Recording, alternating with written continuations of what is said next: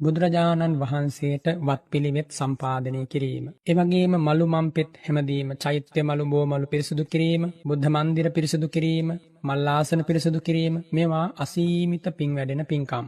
බුදුරජාණන් වහන්සේ වැඩ හිටපු කාලේ එදා ආනන්ද මහා ස්වාමින් වහන්සේ බුදුරජාණන් වහන්සේට සියලු උපස්ථාන කටයුතු සිදු කළා. ඉතින් අද වගේ කාලයක ශ්‍රද්ධාවන්ත පින්වත් පිරිස විශේෂයෙන් මේ කාරණේ හිතට ගන්නට ඕන. අපි පන්සල් වලට, අරණ්‍ය සේනාසන වලට, ඒ වගේම චෛත්‍ය ස්ථාන වලට, ඒ වගේම බෝධි මණ්ඩප වෙත වන්දනා ගමන් යනවා. එහෙම ගමන් කරද්දී විශේෂයෙන් අපිරිසුදු වෙලා තියෙන ඒ මල්ලාසන, මලු මම්පෙත් වගේ දේවල් ඉතාම හොඳින් පිරිසුදු කරන්නට තරම් ඔබ නිහතමානී වෙන්නට ඕන. බුදුරජාණන් වහන්සේගේ ශාසනය තුල යම් කිසි කෙනෙක් වත්ත සම්පන්නව, ඒ කියන්නේ සිදු කළ යුතු, හඳුනාගෙන සිදු කළ යුතු වත්පිළිවෙත් හරියට සම්පාදනය කරනවා නම් එයත් සැබවින්ම මේ ධර්ම මාර්ගයේ පුරුදු කරන කෙනෙකුගේ ධර්මයේ දියුණු වීම පිණිස ජීවිතයේ අවශ්‍යම අංගයක්. වත්පිළිවෙත් කිරීම ඊටාම වැදගත් කාරණයක්. මේ බුද්ධ ශාසනයේ පහනක් පූජා කළත් ඒ පහන හොඳට පිරිසිදු කරලා තෙල් ටිකක් ඒ පහනට දැම්මත් උතුරලා යන්නේ නැති විදියට ප්‍රමාණවත් ආකාරයෙන් ඒ පහන තැන්පත් කරන තැන ගැන සැලකිලිමත් වෙමින්, ඒ වගේ මේ පහනේ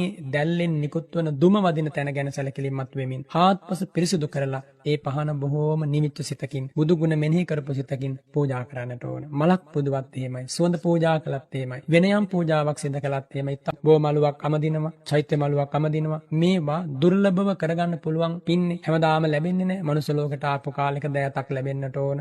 ශ්‍රද්ධාවක පිහිටන්නත් ඕන, බුද්ධ ශාසනයක් වුණ ගැහෙන්නත් ඕන. ඒ වගේ අවස්ථාවක පමණයි ඔය ඇමදීම වගේ පින්කම් සිදු කරගන්නට ලැබෙන්නේ. අතුපතු ගාලා මලු මම්පෙත් පිරිසිදු කරන්නට අවස්ථාව හිමිවන්නේ. ඒක අසීමිත පිනක්. ಜಾති සකින් සම්මජ්ජක තේරාපදානය, ඊළඟට බෝධි සම්මජ්ජක තේරාපදානය කියන අපදාන පාළියේ සඳහන් වෙනවා. උපදින જાතියේ අංග ප්‍රත්‍යංග සම්පූර්ණ වෙන්නට, මනාව ශරීර අවයව පිහිටන්නට මේ මලු මම්පෙත් ඇමදීම හේතු වෙනවා කියලා. ඒ වගේම නියමාකාර උසමහතින් යුක්ත වන්නට, ශරීරයේ වර්ණවත් වන්නට, සමසිනිඳු වෙන්න, ඒ වගේම ජනප්‍රිය වෙන්න, දීර්ඝායුෂ ලැබෙන්න, ශරීරයේ ශක්තිමත් වෙන්න, ඒ වගේම බොහෝ කල් දුක් විඳවන, ඒ වගේම බලන අයට අප්‍රිය උපදවන වෙලාදුරු, කඩු වේගන්, පරංගි වගේ රෝගාබාධ හට නොගන්නට, කුෂ්ඨ රෝග වගේ දේවල් ඇති නොවෙන්නට, සුදු කබර, ඒ වගේම ඉනිගැට, සුදු ලප, කළු ලප, කුරුලෑ, අලුහන්, ඒ වගේම නොඑක් විදිහේ තොල්වල, අතුල්පතුල්වල පැලීම්, ඉරිතැලීම්, මෙන්න මේ වගේ ඒවා ඇති නොවෙන්නට හේතු වෙනවා මේ මලු මම්පෙත් ඇමදීම. බුද්ධෝපස්ථානයක් ඒක. එනිසා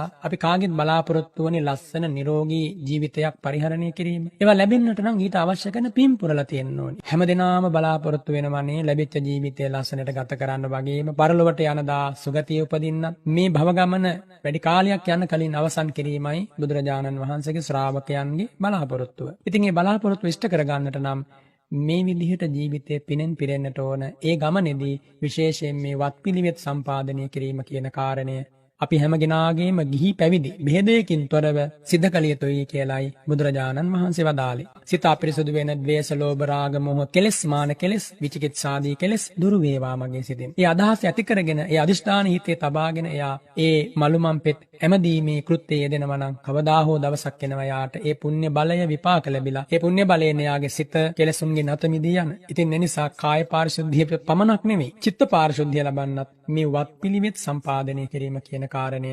අවශ්‍යයෙන්ම අපි හැම දෙනාගේ ජීවිතවල තිබිය යුතුයි. බුදුරජාණන් වහන්සේ වදාරනවානේ ඇමදීම නිසා ආනිසංස 5ක් ලැබෙනවා කියලා. තමාගේ සිත පහදිනවා. අපි හිතමුකෝ බෝමලුවක් අමදලා ඒ බෝමලුව දෙස බලාගෙන ඉන්නකොට ඒ වැලි තුනී වෙලා, මනාව කොළරොඩු ඉවත් වෙලා, සමසේ ඒ වැලි මලුව දකින්නකොට එයාගේ හිතට සමාධි නිමිත්තක් ඇති කරගන්නට ඒ වැලි මලුව පිරිසුදු ලෙස අමදා තිබීම හේතුවක් වෙනවා. එහෙනම් තමන්ගේ සිත පහදිනවා. අන්නයිගේ සිතත් පහදිනවා. දකින්න අය සතුටු වෙනවා. ඒ විතරක් නෙමෙයි, ඒ බෝධීන් වහන්සේලා අධිග්‍රහිත දේවතාවරු ඉන්නවා. ඒ වගේම චෛත්‍ය ස්ථානවල අධිග්‍රහිත දේවතාවරු ඉන්නවා, ප්‍රදේශපාලක දෙවිවරු ඉන්නවා. ඒ අය සතුටටපත් වෙනවා. ඒ අය සතුටටපත් වෙනවා කියන්නේ ඒ මලු මම්පෙත් අමදෙන හරියට වත්පිළිවෙත් කරන කෙනා පිළිබඳව මෛත්‍රී පූර්වාංගම බලනවා. එයම එයාට ආශිර්වාදයක් වෙනවා. ඒ නිසා පොඩි දෙයක් නෙමෙයි මේ වත්පිළිවෙත් කිරීම. ඒ වගේම රූප ශෝභාව, ශරීර ශෝභාව මතු කරලා දෙන, තමන්ගේ ශරීරය වර්ණවත් කරන විදිහේ අප්‍රමාණ බලවත් කුසල සංස්කාරයක් මේ මගින් ඇති වෙනවා කියලා. ඒ වගේම කය බිඳී මරණින් මත්තේ සුගතිය උපදින්න ඉදලක් කොස්සක් අතට අරගෙන බුදුමැදුරක් මලු මම්පෙත්තක් හැමදීම හේතු වෙනවා. බලන්න අපිට කොච්චර ලොකු පිනක් කරගන්න පුළුවන්ද කිසි වියදමක් නැතුව, කිසි